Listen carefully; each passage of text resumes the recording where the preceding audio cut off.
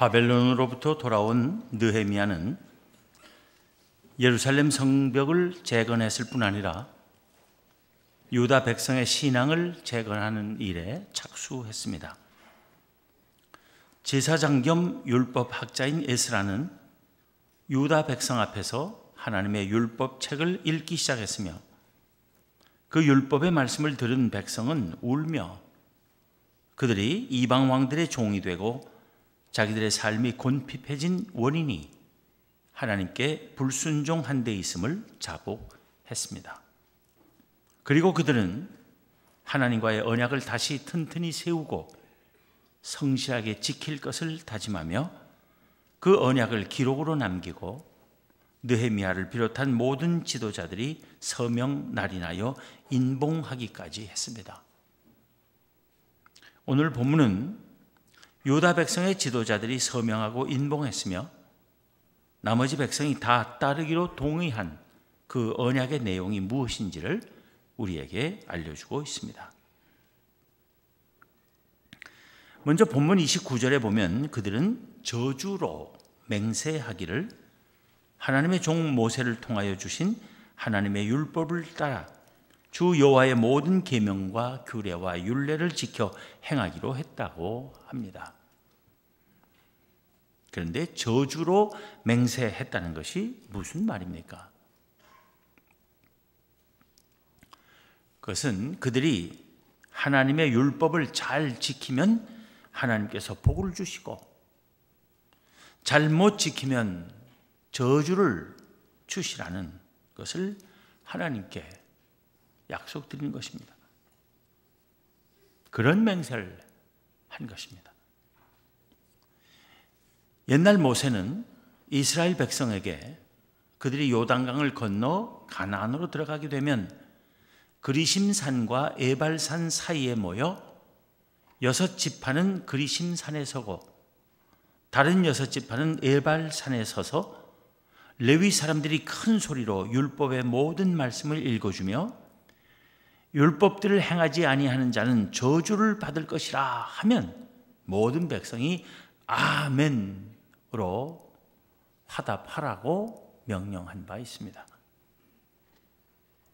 그리고 모세의 뒤를 이어 이스라엘의 지도자가 된 여호수아는 여리고 성을 점령하고 이어서 한 차례 뼈아픈 실패를 겪은 뒤 아이성을 점령하고는 모세의 명령대로 백성을 그림심산과 에발산 사이로 이끌고 가서 그 절반은 그리심산 앞에 다른 절반은 에발산 앞에 서게 한 후 율법책에 기록된 모든 것대로 축복과 저주에 관계된 율법의 말씀을 모두 낭독한 사실이 있습니다.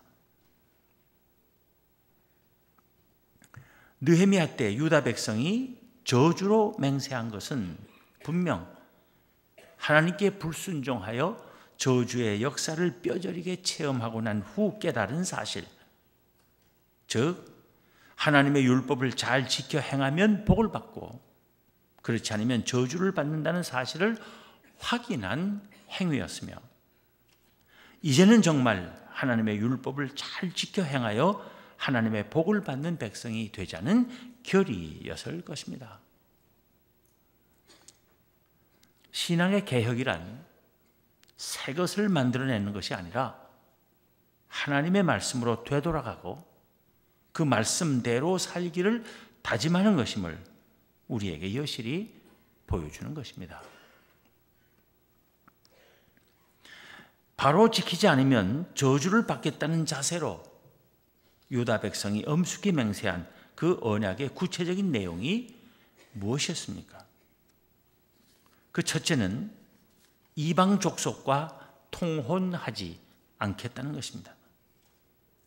본문 30절에서 보는 대로 우리의 딸들을 이 땅 백성에게 주지 아니하고 우리의 아들들을 위하여 그들의 딸들을 데려오지 아니하겠다 한 것입니다. 출애굽기 34장 16절에 보면 하나님께서는 이스라엘에게 말씀하시기를 내가 그들의 딸들을 내 아들들의 아내로 삼음으로 그들의 딸들이 그들의 신들을 음란하게 섬기며 내 아들에게 그들의 신들을 음란하게 섬기게 할까 함이니라 하시며 경계하신 바 있습니다. 또 신명기 7장 3절 4절에서는 그들과 혼인하지도 말지니 내 딸을 그들의 아들에게 주지 말 것이요 그들의 딸도 내 며느리로 삼지 말 것은 그가 내 아들을 유혹하여 그가 여호와를 떠나고 다른 신들을 섬기게 하므로 여호와께서 너희에게 진노하사 갑자기 너희를 멸하실 것임이니라 경고하시기도 했습니다. 이제는 그 말씀대로 행하기로 맹세했다는 것입니다. 둘째는 본문 31절 상반절에서 보듯이 혹시 이 땅 백성이 안식일에 물품이나 온갖 곡물을 가져다가 팔려고 할지라도 우리가 안식일이나 성일에는 그들에게서 사지 않겠다 한 것입니다. 안식일을 기억하여 거룩하게 지키라 하신 계명을 잘 따르겠다는 맹세입니다. 셋째는 같은 본문 31절 중간에서 보듯이 일곱째 해마다 땅을 쉬게 하겠다 한 것입니다. 출애굽기 23장 10절 11절에 보면 너는 6해 동안은 너의 땅에 파종하여 그 소산을 거두고 일곱째 해는 갈지 말고 묵혀두어서 네 백성의 가난한 자들이 먹게 하라. 그 남은 것은 들짐승이 먹으리라. 내 포도원과 감람원도 그리할지니라 했습니다. 또 레위기 25장 1절부터 7절에서는 이스라엘 자손들아 너희는 내가 너희에게 주는 땅에 들어간 후에 그 땅으로 여호와 앞에 안식하게 하라. 너는 6년 동안 그 밭에 파종하며 6년 동안 그 포도원을 가꾸어 그 소출을 거둘 것이나 일곱째 해는 그 땅이 쉬어 안식하게 할지니 여호와께 대한 안식이라. 너는 그 밭에 파종하거나 포도원을 가꾸지 말며 내가 거둔 후에 자라나는 것을 거두지 말고 가꾸지 아니한 포도나무가 맺은 열매를 거두지 말라. 이는 땅의 안식년임이니라 했습니다. 이 율법에 기록된 대로 행하겠다는 맹세를 한 것입니다.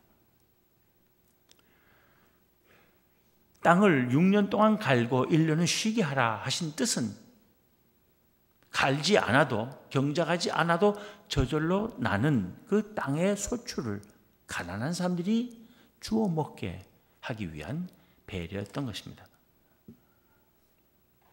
넷째는 역시 31절 끝에 있는 대로 일곱째 해마다 모든 빚을 탕감하리라 한 것입니다. 신명기 15장 1절 2절에서 매 7년 끝에는 면제하라. 면제의 규례는 이러하니라. 그의 이웃에게 구워준 모든 채주는 그것을 면제하고 그의 이웃에게나 그 형제에게 독촉하지 말지니 이는 여호와를 위하여 면제를 선포하였습니다. 했습니다. 이대로 행하겠다는 것입니다. 누구에게 돈을 빌려주고 7년 동안 못 돌려받으면 그대로 탕감해 주라는 겁니다. 독촉하지 말고. 그 하나님의 명령대로 행하기로 맹세한 것입니다. 다섯째는 본문 32절에서 읽는 대로 우리가 또 스스로 규례를 정하기를 해마다 각기 세겔의 3분의 1을 수납하여 하나님의 전을 위하여 쓰게 하겠다 한 것입니다. 에스라의 지도 아래 유다 백성은 예루살렘 성전을 이미 재건했습니다. 성전이 재건되었으면 이제 그 안에 있어야 할 모든 것이 있어야 하고 그 안에서 행해져야 하는 일들이 다 행해져야 합니다. 그러기 위해서는 재정이 필요하고 그 재정을 확보하기 위해서는 백성들로부터 성전세를 받지 않을 수 없었습니다. 출애굽기 30장 11절부터 14절에 보면 하나님께서 모세에게 말씀하시기를 내가 이스라엘 자손의 수효를 조사할 때에 무릇 계수 중에 든 모든 자는 성소의 세겔로 반 세겔을 낼지니 한 세겔은 20게라 하라. 그 반 세겔을 여호와께 드릴지며 계수 중에 드는 모든 자 곧 20살 이상 된 자가 여호와께 드리라 하셨습니다.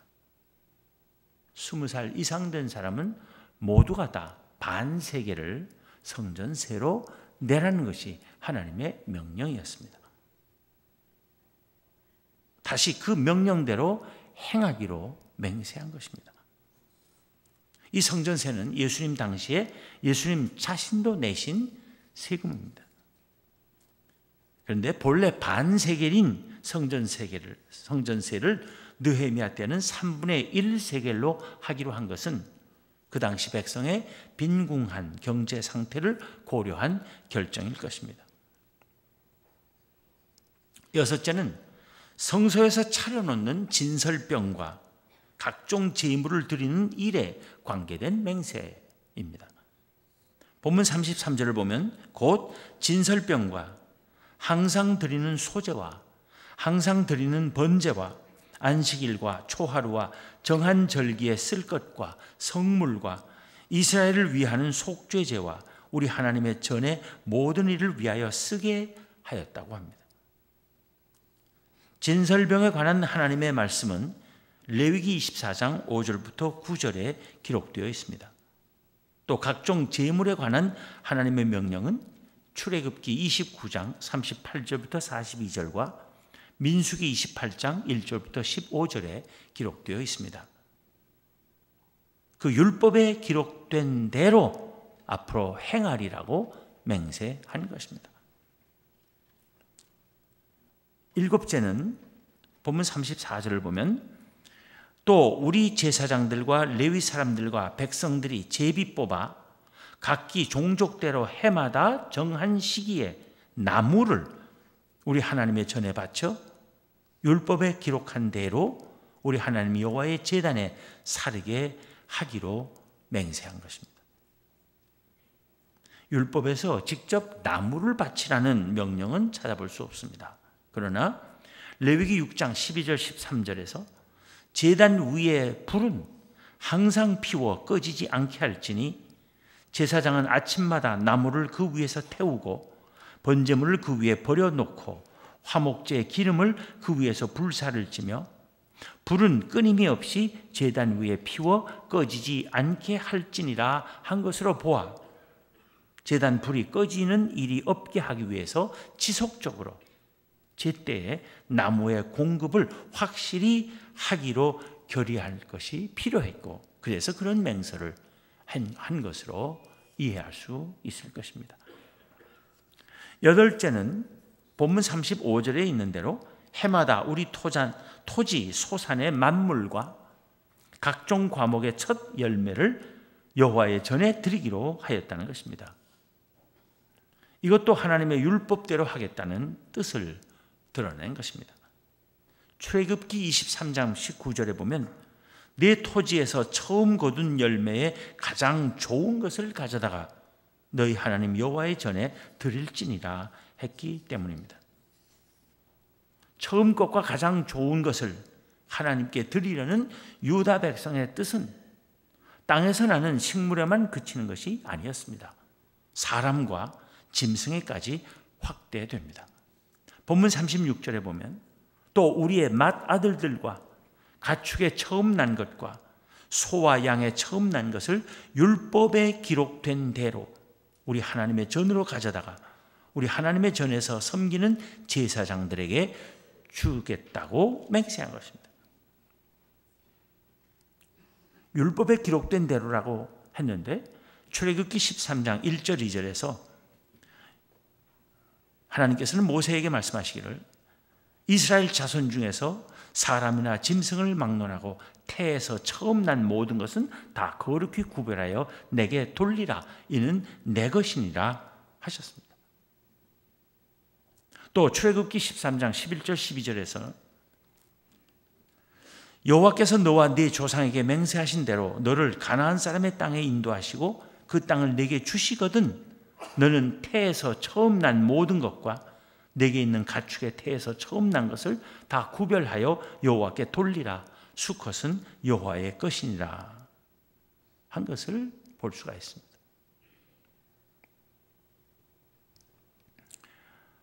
그 기록된 대로 행하기로 맹세했다는 것입니다. 하나님께서 왜 태에서 난 첫 열매, 사람이든 짐승이든 첫 태생을 여호와의 전에 바치라 하셨는가? 이스라엘 백성이 이집트에 있을 때 이집트에서 나오기 위해서 하나님께서 10가지 재앙을 내리셨습니다. 마지막 재앙이 결정적으로 바로가 이스라엘 백성을 놓아주게 만든 결정적인 재앙은 그 땅에서 태어난 모든 생명 가운데 첫째는 다 죽이는 것이었습니다. 이스라엘 백성도 이집트에 살고 있었기 때문에 그 맏 아들들은 다 죽어야 했습니다. 그런데 하나님의 백성이기 때문에 하나님께서 어린 양의 피로 이스라엘 백성의 맏아들 다 살리셨습니다. 죽어야 할 사람들을 하나님께서 살리셨으므로 그들은 이제 내 것이다 라고 하신 뜻입니다. 그렇다고 사람을 제물로 바치라는 것이 아니었습니다. 맏아들들은 하나님의 전에 제사장들에게 바쳐서 제사장들이 성전의 일을 하는데 필요에 따라서 일을 맡기고 그 일을 하도록 하겠다는 것입니다. 아홉째는 11조에 관한 맹세입니다. 본문 31절, 37절을 보면 또 처음 익은 밀의 가루와 거제물과 각종 과목의 열매와 새 포도주와 기름을 제사장들에게로 가져다가 우리 하나님의 전에 여러 방에 두고 또 우리 산물의 11조를 레위 사람들에게 주리라 하였나니 이 레위 사람들은 우리의 모든 성읍에서 산물의 11조를 받는 자임이며 합니다. 이렇게 맹세하며 유다 백성들이 염두에 두었을 율법 말씀인 민수기 18장 21절 24절에는 우리가 주목할 만한 언급이 있습니다. 내가 이스라엘의 11조를 레위 자손에게 기업으로 다 주어서 그들이 하는 일, 곧 회막에서 하는 일을 감나니 갚아주나니 이후로는 이스라엘 자손이 회막에 가까이 하지 말 것이라. 죄값으로 죽을까 하노라. 그러나 레위인은 회막에서 봉사하며 자기들의 죄를 담당할 것이요 이스라엘 자손 중에는 기업이 없을 것이니 이는 너희 대대의 영원한 율례라. 이스라엘 자손이 여호와께 거제로 드리는 11조를 레위인에게 기업으로 주었으므로 내가 그들에 대하여 말하기를 이스라엘 자손 중에 기업이 없을 것이라 하였노라. 하나님께서는 이스라엘 백성이 하나님께 드릴 11조를 다 레위 자손에게 기업으로 주셨다는 것입니다. 레위 자손들은 다른 지파 자손들과는 달리 가나안 땅을 기업으로 분할받지 않았습니다. 그것은 그들이 다른 백성과 같이 땅을 경작하여 그 소출을 먹고 살지 않고 오직 하나님의 성전의 일만 하게 하시기 위함이라는 것입니다. 이스라엘 백성은 직접 하나님의 성소에 들어갈 수 없으며 거기 접근하다가는 죽을 것이었습니다. 백성이 직접 하다가는 죽을 그 성소의 일을 하도록 그 일만을 하도록 성별된 레위인들이 대신하기 때문에 그 보상으로 하나님께서는 백성이 바치는 11조를 모두 레위인들, 제사장들과 레위인들에게 주시겠다는 것입니다.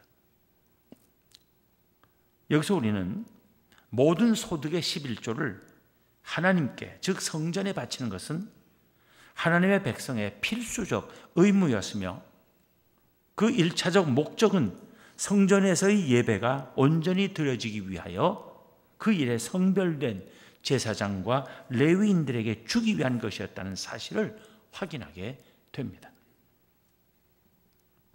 우리는 유다 백성이 이러한 맹세의 끝에 한 말을 주목합니다.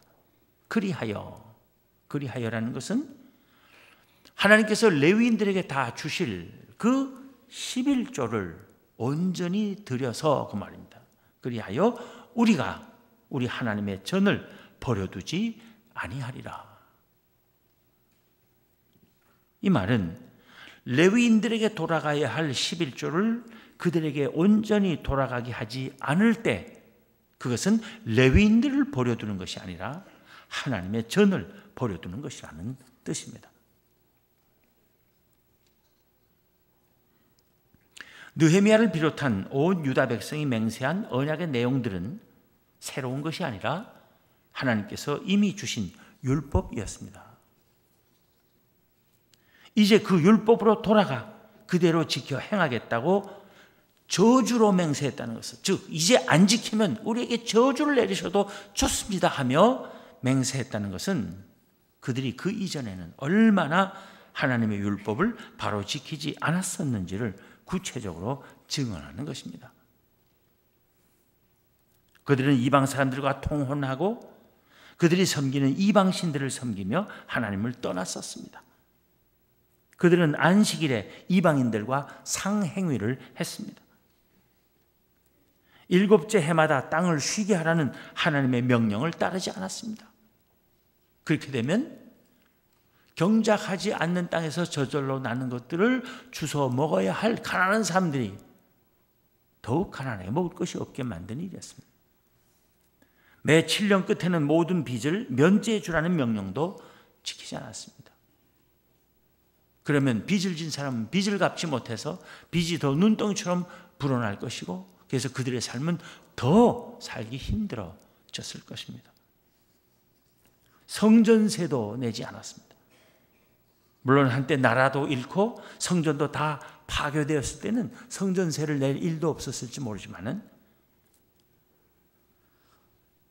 바벨론에서 돌아와서 에스라의 영도하에 새 성전을 짓고서도 70년이 지나도록 이들은 성전세를 제대로 내서 성전의 기능을 온전히 회복시키는 일에 게을렀습니다.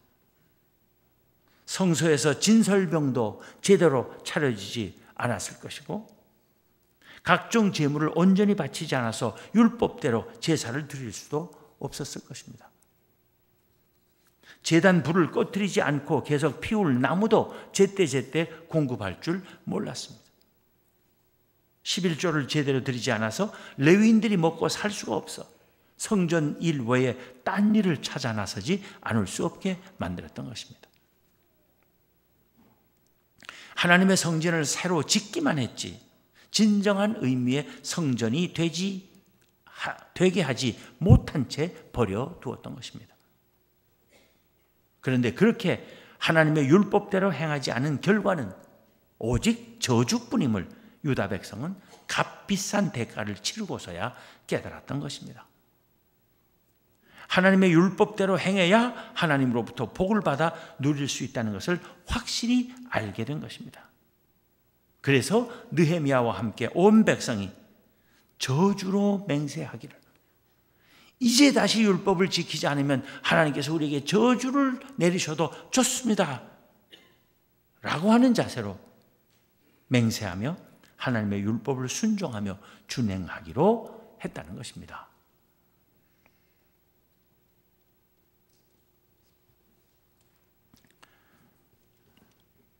이렇게 하나님의 말씀으로 돌아가 그 말씀대로 살기로 구체적인 다짐을 하는 것이 하나님과의 살아있는 관계로 들어가는 길입니다.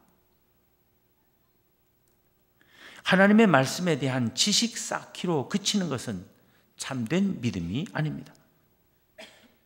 하나님의 말씀대로 살기를 원하는 의지와 그 실천이 함께 할 때 참 믿음이라 할 수 있습니다.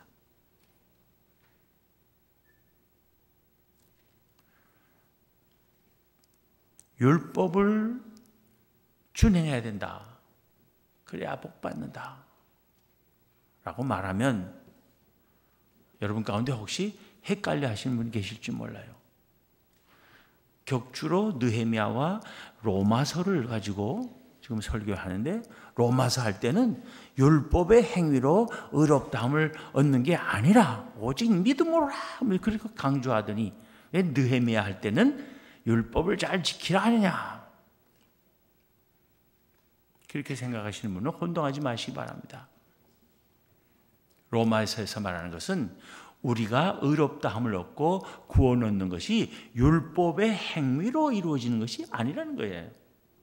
우리의 구원은 하나님의 은혜로, 하나님이 주시는 믿음으로 구원을 얻고 의롭다함을 얻는 것인데, 하나님께서 은혜로 택하신 백성에게 선물로 율법을 주시고 그 율법을 잘 지킬 때 복을 주신다는 거예요. 율법은 복받기 위한 것입니다. 구원받기 위한 것이 아니에요. 구원은 하나님의 은혜로 믿음으로 얻는 것이고, 그 구원받은 백성이 하나님이 선물로 주신 율법을 잘 지키면 하나님께서 더 큰 복을 베풀어 주신다는 것입니다. 택함받은 백성이라도 율법 안 지키면 이스라엘 백성들이 겪었던 것 같은 그런 고초를 겪게 될 것이라 하는 말씀인 것입니다. 신앙의 개혁은 지식의 개혁에만 머물지 않고 의지의 쇄신으로 나가야 하는 것입니다. 며칠 전에 우리 교우 몇 분과 함께 점심 식사를 하는 자리가 있었습니다. 그때 함께 식사하던 장로님이 이런 말씀하셨어요. 우리 교회, 세문안 교인들은 참 공부하기를 좋아한다. 배우는 걸 아주 좋아한다. 근데 일하고 섬기고 실천하는 데는 그다지 열심히 아니다. 그러면 안 됩니다. 하나님의 말씀을 열심히 배우고 깨달아 아는 것도 좋지만, 중요하지만 깨달아 안 대로 행하고 실천하기를 힘쓰는 것은 더욱 중요하고 더욱 좋은 일입니다.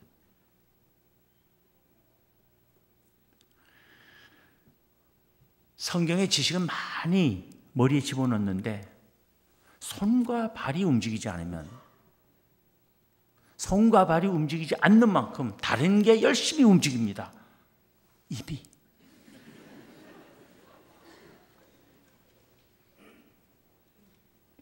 해야 될 일은 안 하고 봉사는 안 하며 불평, 불만, 부정적인 얘기, 온갖 비판, 비방 일삼습니다.